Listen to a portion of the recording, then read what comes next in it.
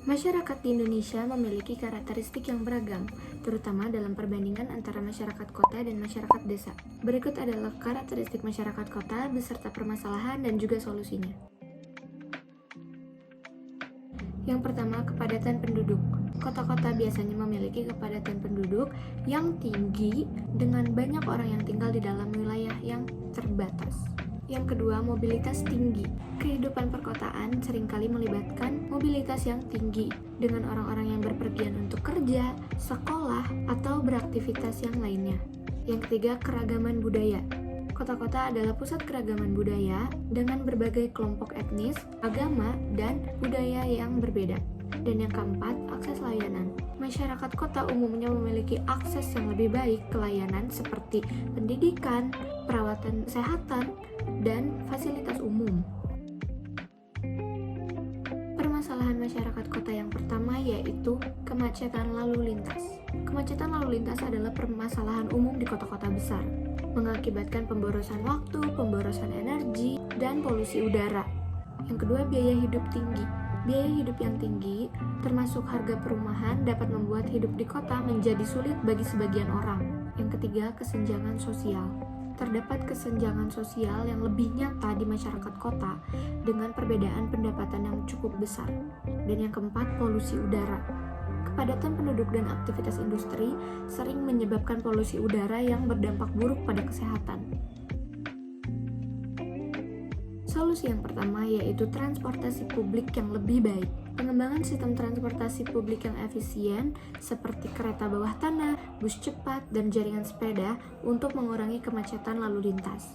Yang kedua, kebijakan perumahan yang lebih terjangkau. Pemerintah dapat mengadopsi kebijakan perumahan yang terjangkau untuk membantu masyarakat dengan pendapatan yang rendah. Ketiga, program kesejahteraan sosial. Program dukungan sosial dan kesejahteraan dapat membantu mengurangi kesenjangan sosial dan membantu kelompok-kelompok yang kurang mampu.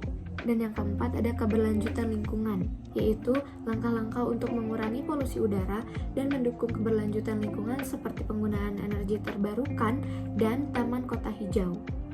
Pentingnya tata kelola perkotaan yang baik, perencanaan pembangunan yang bijaksana, dan partisipasi masyarakat adalah kunci untuk menciptakan kota-kota yang lebih baik untuk ditinggali.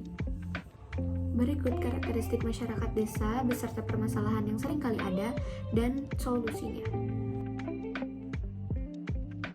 Yang pertama, kehidupan pedesaan. Masyarakat desa cenderung hidup dalam lingkungan pedesaan dengan hubungan yang erat dengan alam dan pertanian. Yang kedua, keterbatasan akses. Akses terhadap layanan pendidikan, layanan kesehatan, dan infrastruktur seringkali terbatas di desa. Yang ketiga, budaya tradisional. Desa-desa seringkali mempertahankan budaya dan juga tradisi yang kuat. Dan yang keempat, mata pencaharian utama. Pertanian dan pekerjaan berbasis agraris masih menjadi mata pencaharian utama yang ada di desa.